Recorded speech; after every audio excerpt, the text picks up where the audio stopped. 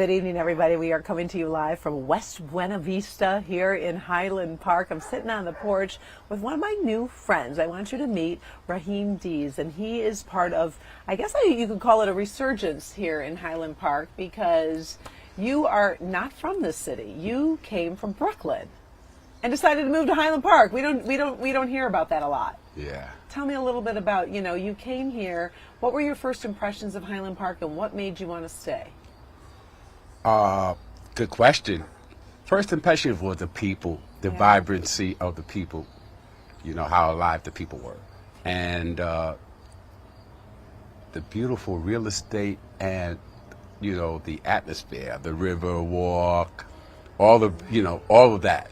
And the opportunity, to build businesses here. Right, and that's what I think is really cool. I know you were talking a little bit about homes here in Highland Park. Yes. I mean, you came here to this house. So I was inside earlier, and it's the space, it's the architecture. Yeah. It's something that you can't buy in Brooklyn. You can't get it at these prices as well. So I'm going to invite, if this is a good opportunity for me to invite others to get smart, and get here before other people get here, okay? Yeah. And this is how we build community. This is the village. It is a village. Yeah. I noticed you said you know your neighbors, you chit-chat. Yeah. Tell me about the street and why you like living here on The Buena street Vista. is a quiet street. What I like here, because of families, there's some families here, and quiet, a lot of space, greenery, garden. I got the garden over there that we're gonna fix it up. Let's go show. We're gonna be careful when you go down the steps. We need to fix it up a little bit. Because what's your concept here? You got this house. Yeah, and then you said you wanted to. We're gonna go down the steps. You said you wanted to turn this one little area into an urban garden, right? Yeah, we do the urban garden. So like the other gardens, right? That's all we're tucked in there. Okay.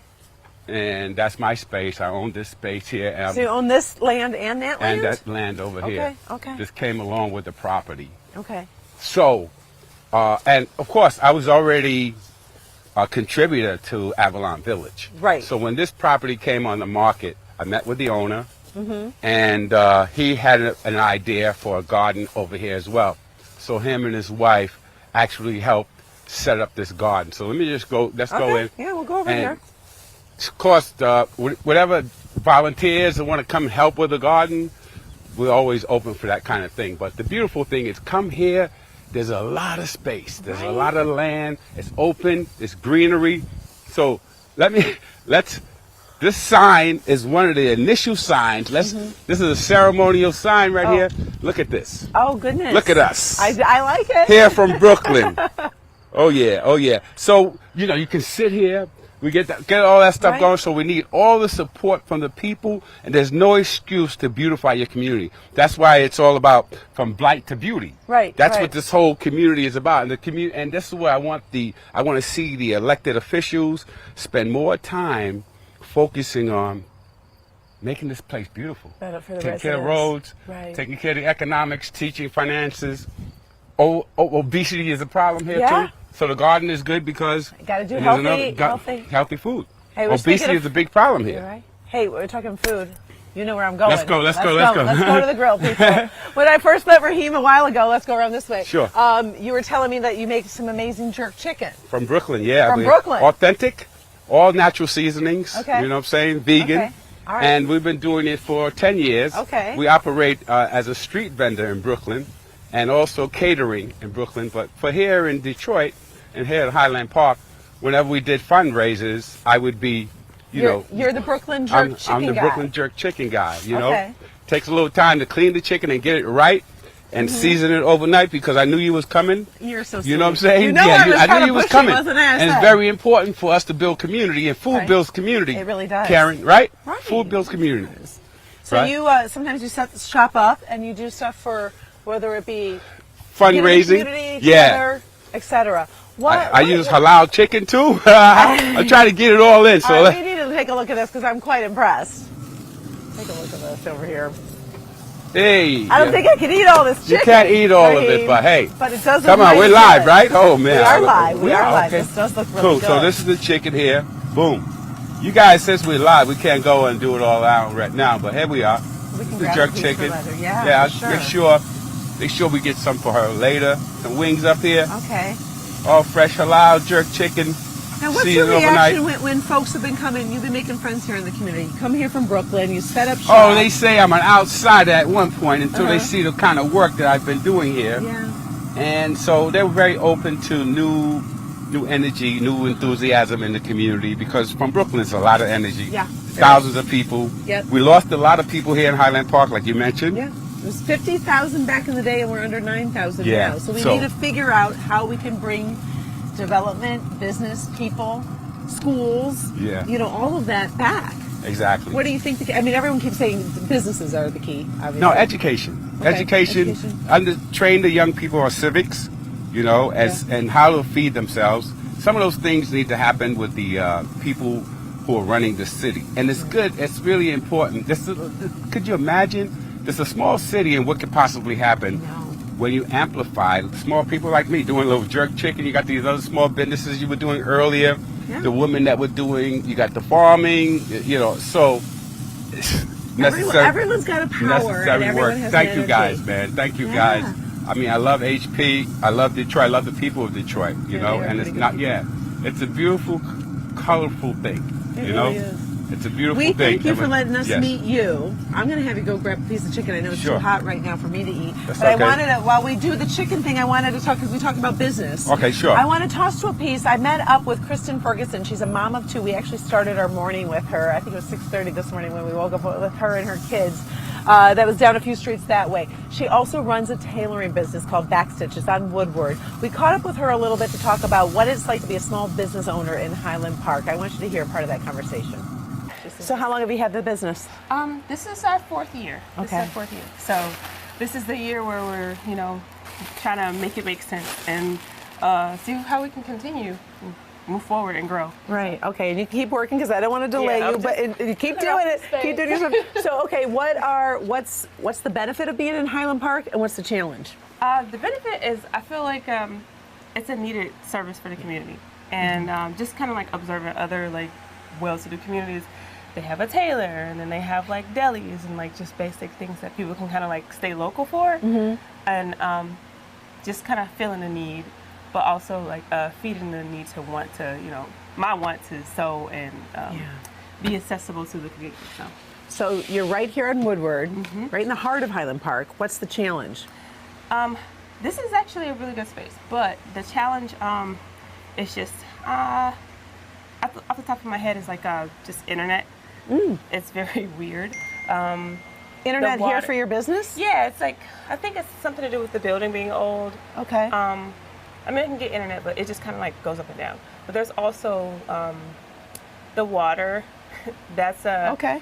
It's doubled as far as water payment. So just because you can't have a business license unless your water bill is paid. And so since I'm a resident as well as a business owner, it's a double thing for me. So I have to make sure the water's paid for the business as well as my resident.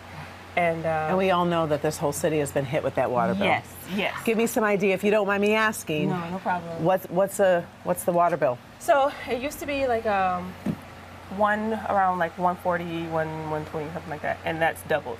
So now it's you're looking at a $280 bill. For what time period? That's a month. That's a month. For this business? That's for residential, and then for the business, it went from 70 to about 140. So wow. I was at the water company today because they denied my business license to be renewed, which I'll get it in order.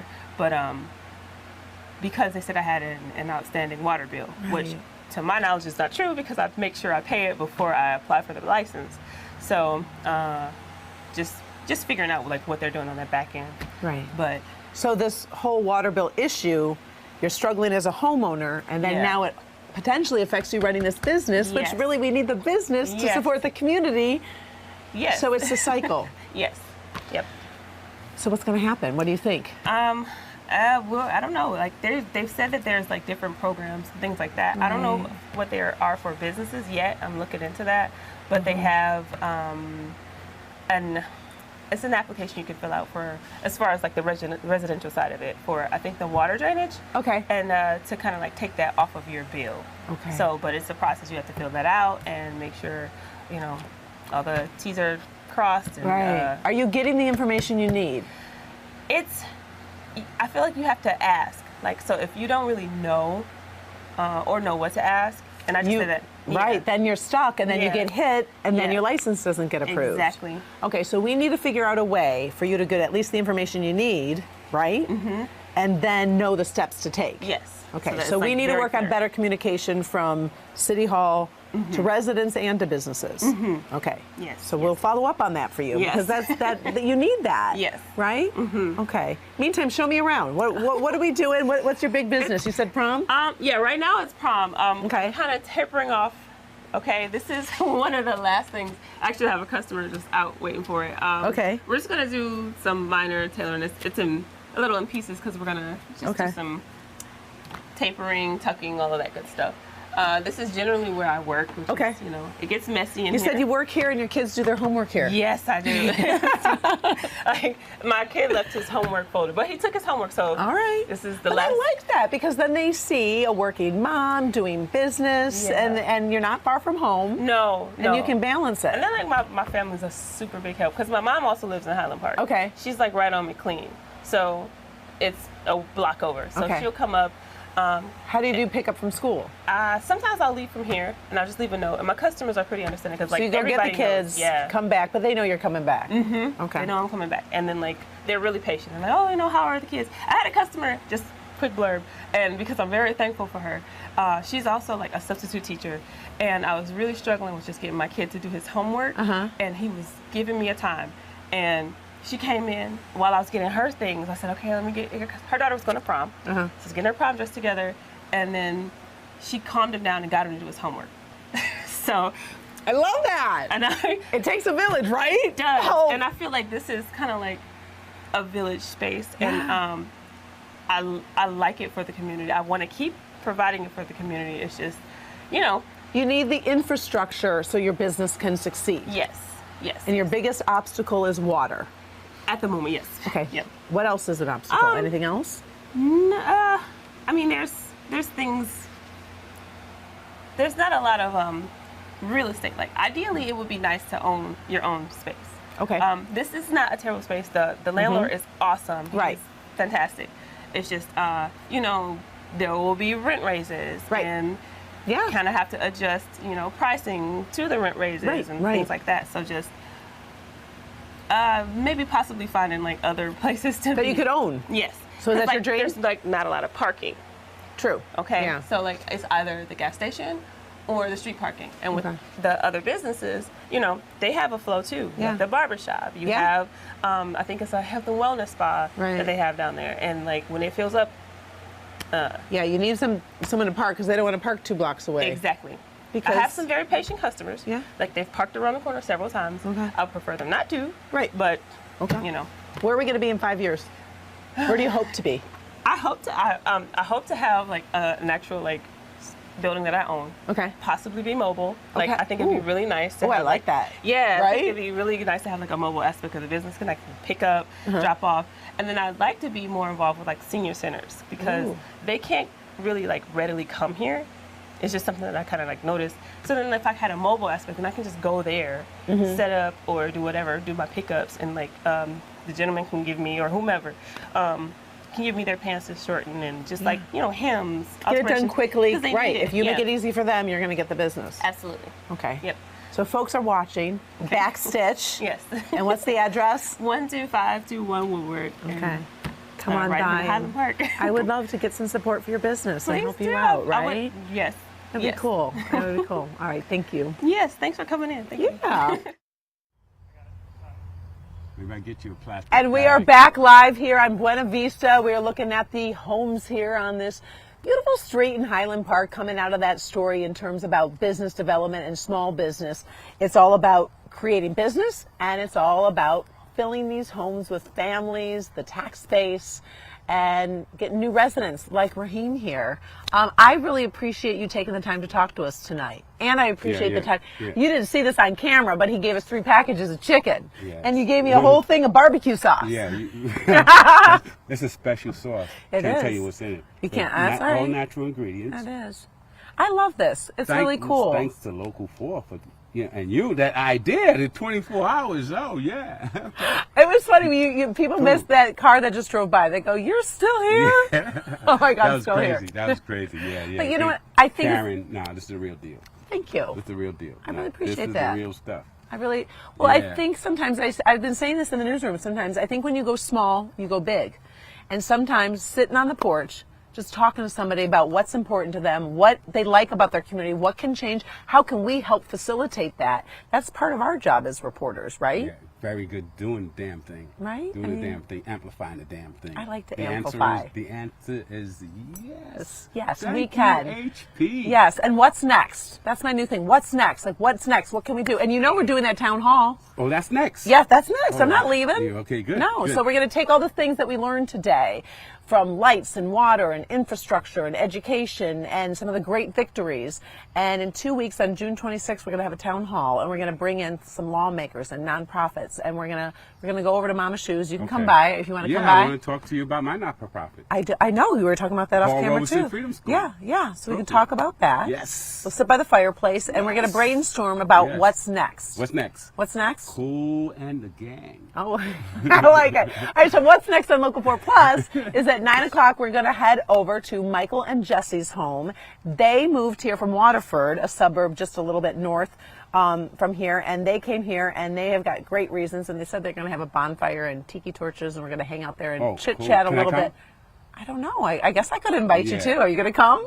You're working. I'm not. I'm nonstop. All right, so we're going to go live and talk to some more new families that have moved into this area. And I think the president of the city council is going to catch up with me later in this hour, because city council is going on right now. He wants to talk about a few issues that are going on there that we can highlight. So there is much more on Local 4 Plus. Also, we have it on clickondetroit.com, and we're sharing all of these articles on our website as well as the Michigan Chronicle website. So stay tuned. Our live streaming cameras are going nonstop. So if you are kind of curious on, hey, what's going on in Highland Park, just join in and you can see for yourself.